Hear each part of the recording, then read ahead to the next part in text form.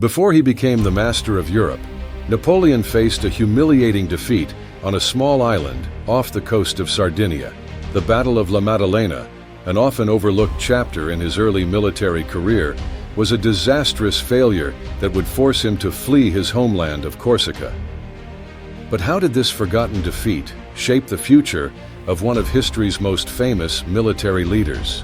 In this video, we'll uncover the untold story of Napoleon's first taste of defeat and how it set the stage for his rise to power.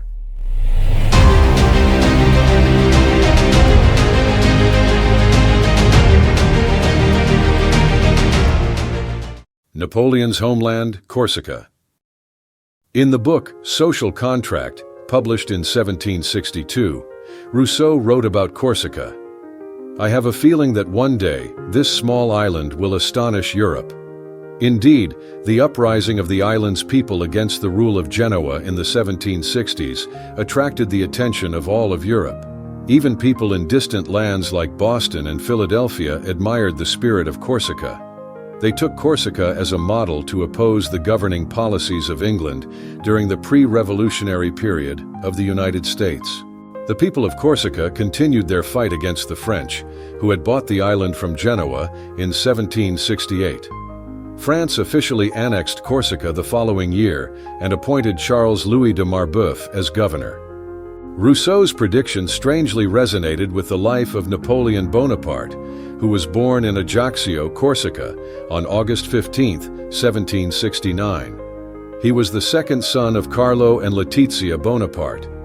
Despite coming from a noble family, Napoleon's parents were Corsican revolutionaries, determined to overthrow the rule of Genoa. Initially, they supported the resistance against the French, but soon realized that loyalty to France brought more opportunities for their family. Napoleon's Youth. Thanks to the close relationship between the family and Governor Marbeuf, Napoleon was admitted to one of France's prestigious military academies. Napoleon began his educational journey in France at the age of 9, first in Autumn and then in Brienne. Young Napoleon made a strong impression on his teachers with his intelligence and exceptional ability to absorb knowledge while studying at the military academies. Although initially encouraged to pursue a career in the Navy due to his aptitude for mathematics, Napoleon later chose the path of becoming an artillery officer in the French army. In 1785, he officially joined the French army with the rank of second lieutenant.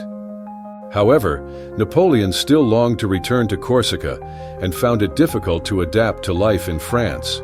In fact, during this time, Napoleon still signed his name as Napoleone di Buonaparte instead of Napoleon Bonaparte. Despite his excellent academic achievements and promotion in the French army, Napoleon spent most of the time from 1786 to 1788 requesting leave from the military and returning to Corsica. As the French Revolution broke out, Napoleon became increasingly interested in and supportive of the ideals of the Republic. However, at this stage, he saw the French Revolution as an opportunity for Corsica to gain independence. In other words, Napoleon still saw his future in Corsica rather than Paris. Pasqual Po, Corsican and French revolutionary hero. Napoleon, in his youth, with a patriotic heart for Corsica, regarded Pasqual Po as an idol. Paoli was one of the most famous revolutionaries in the world, even during a time when the leaders of the American Revolution and the French Revolution were dominating. His name was closely associated with the uprising of the Corsican people against the rule of Genoa and France on the island. Paoli gained great international fame through his extraordinary leadership skills when he led the Corsican people in resistance and successfully expelled the Genoese army from the island in the early 1760s.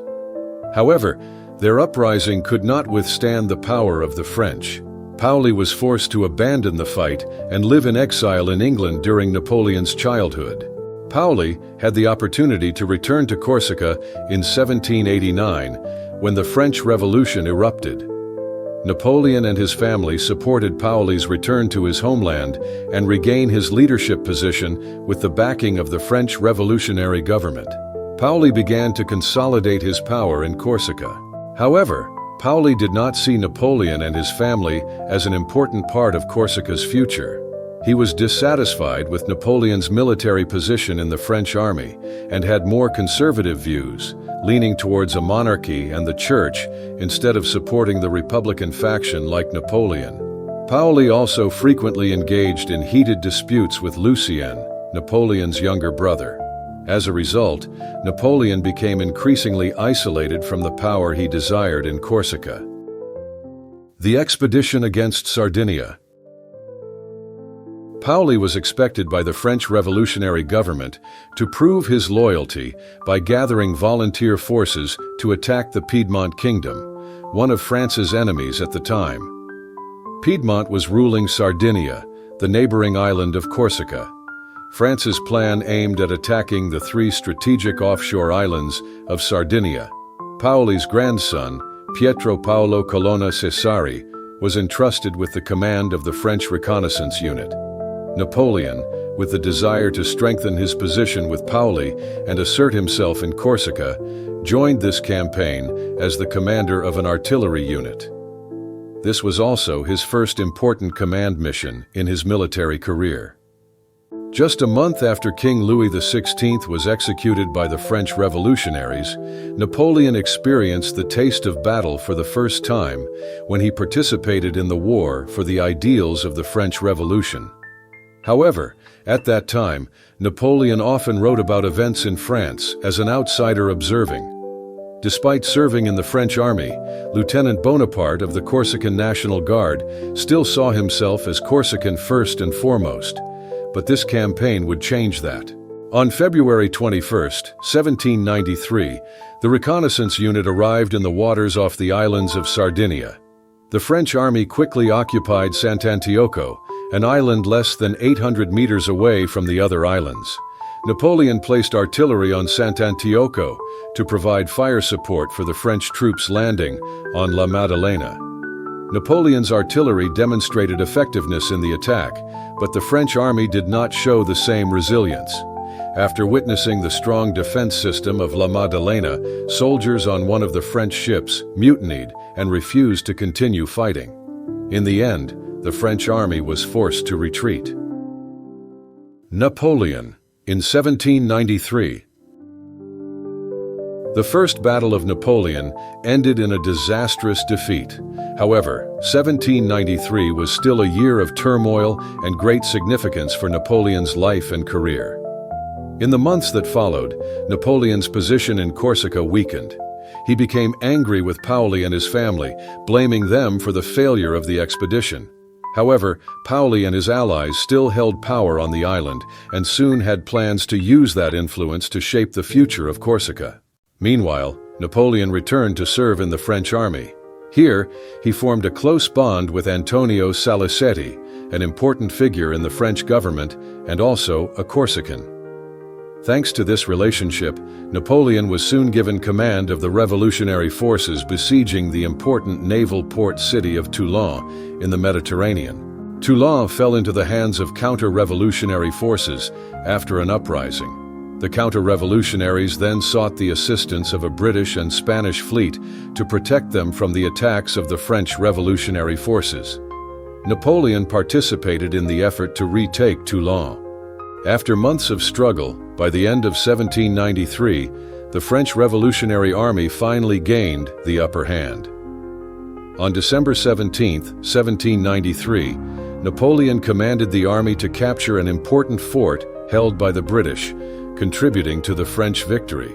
Within a few days, Toulon surrendered. More importantly for Napoleon, his achievements were recognized, and he was promoted to the rank of general. Historian Andrew Roberts argues that thanks to the victory at Toulon, Napoleon, then only 24 years old and with less than 4 years of actual military experience, became a general. 1793 was truly a year of turmoil and unexpected success for Napoleon. Paoli's next move. After the failure in the campaign to attack Sardinia, the relationship between Paoli and the revolutionary government in Paris deteriorated. In the spring of 1793, Corsica fell into a civil war between the supporters of Paoli and those who supported the Republic like Napoleon. By April 1793, Napoleon and his family were forced to flee Corsica to Bastia. In early 1794, Paoli, who was once Napoleon's idol, did not resist the British invasion of Corsica. Horatio Nelson, a rising officer of the British Royal Navy, lost an eye during the siege of the town of Calvi on the island of Corsica. Nelson later lost an arm in another battle and sacrificed himself in the decisive naval battle at Trafalgar in 1805, marking the failure of Napoleon's navy. The British Army occupied Corsica in late summer 1794 and controlled the island until 1796. However, Napoleon's resounding victories in Italy made it impossible to maintain British control over Corsica. Paoli was forced to return to England, where he passed away in 1807. The French army quickly reoccupied Corsica. Napoleon made his final visit to Corsica in 1799 when he returned to France from Egypt. Legacy. The question is why La Maddalena is forgotten in the great story of Napoleon. To answer that, we need to look at how Napoleon constructed his own legend and how that story has been passed down through generations. Napoleon was a master of self-promotion. He actively engaged in shaping and spreading stories that praised his achievements. A minor failure in a relatively unknown campaign like the Battle of La Maddalena is certainly not something Napoleon would want to emphasize when building the image of a victorious general. Furthermore, over the years, both Napoleon's supporters and opponents have contributed to building and reinforcing the legend of him. The clearest evidence is the countless books, artworks, music, and films inspired by his life and career.